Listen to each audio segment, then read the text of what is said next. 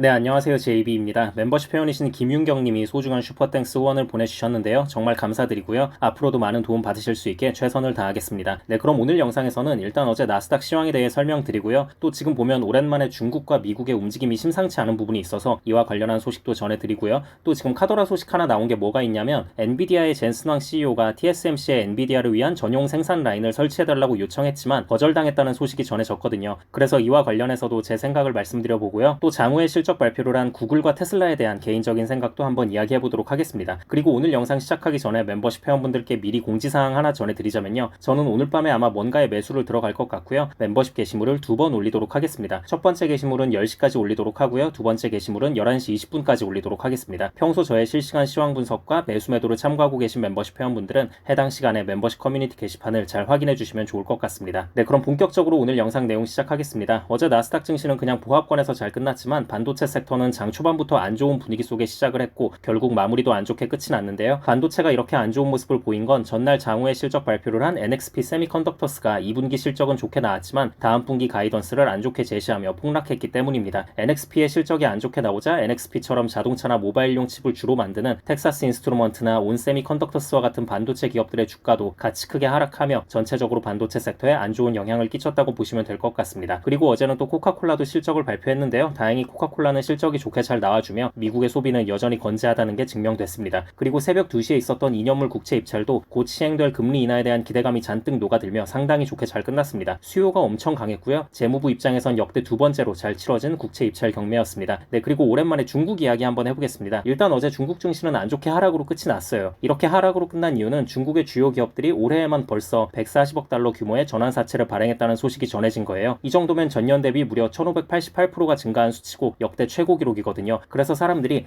얘네들 뭐 얼마나 사정이 안 좋고 돈이 많이 필요하길래 저렇게 회사채를 무자비하게 찍어대냐 라는 심리가 퍼지며 중국 증시에 안 좋은 영향을 끼쳤다고 보시면 되고요. 근데 또 이제 한편에선 어떤 소식이 들려왔냐면요. 중국이 미국 통신회사인 비아셋에 대한 제재를 해제한다는 입장을 전한 거예요. 앞서 미국 국무부가 대만에 3억 달러어치의 무기 판매를 승인하니까 중국이 열받아서 올해 1월부터 비아셋을 포함한 미국 방산업체 4곳을 제재 대상으로 지정을 했었거든요. 근데 이번에 갑자기 그냥 해제를 하겠다고 밝힌 겁니다. 해제 이유에 대한 구체적인 언급은 없었고 그냥 상황이 바뀌었다고만 대충 둘러대고 말았는데요. 그 자존심 강한 중국이 갑자기 뭔가 심경의 변화가 일어났을 수도 있겠다는 생각이 들어요. 심지어 미국은 불과 얼마 전에도 중국 반도체 수출 제재를 더 강화하면서 계속 중국 신경을 긁고 있는 상황에서 저렇게 자기들이 먼저 제재를 해제한다는 게 쉽지 않았을 텐데 아무튼 그래서 저는 이 부분을 우리가 주목할 필요가 있을 것 같습니다. 특히 또 이 소식이 전해진 타이밍이 바이든이 전격적으로 대선 후보 사퇴 입장을 내고 해리스가 새로운 후보로 떠오른 상황에 벌어진 일이기 때문에 이제라도 중국이 미국과 좀 친하게 지내보려는 액션을 취하려는 게 아닐까라는 생각이 듭니다. 좋게 생각하자면 미중 간의 갈등이 약간이라도 완화되는 쪽으로 흘러가며 중국 증시에도 도움이 될 수 있는 부분이고요. 또 다르게 생각하자면 중국이 지금 너무 힘들다. 지금은 자존심 따위가 중요한 게 아니고 도저히 견디기 힘든 상황이기 때문에 저렇게 나온다고 해석할 수도 있을 것 같습니다. 그리고 어제는 엔비디아의 젠슨 황 CEO가 TSMC에게 엔비디아를 위한 전용 생산 라인을 설치해달라고 요청했지만 거절당했다는 카더라 소식이 전해졌는데요. 단순히 이것만 보고 엔비디아와 TSMC의 사이가 틀어졌다 이렇게 볼 수는 없을 것 같고요. 이 카더라 소식이 사실이라면 아마 TSMC 입장에서도 고민이 많이 됐을 것 같아요. 근데 이제 이번에 엔비디아의 요구를 들어주게 되면 엔비디아 말고도 퀄컴, AMD, 인텔 같은 다른 대형 고객사도 많은 TSMC 입장에서는 좀 난처해질 수 있잖아요. 쟤네들도 다 자기들이 주문한 칩 빨리 받고 싶어 할 텐데 자기들도 전용 생산 라인 설치해달라고 뗐으면 어떻게 해요. 그래서 이런 상황을 애초에 예방하기 위해 TSMC가 거절을 했다고 보는 게 맞을 것 같고요. 그리고 또 저와 우리 멤버십 회원분들 중에는 TSMC에 투자하는 분들이 많이 있으니까 최대한 상황을 좋게 보자면 이번에도 TSMC가 다시 한번 클래스를 증명했다고 생각합니다.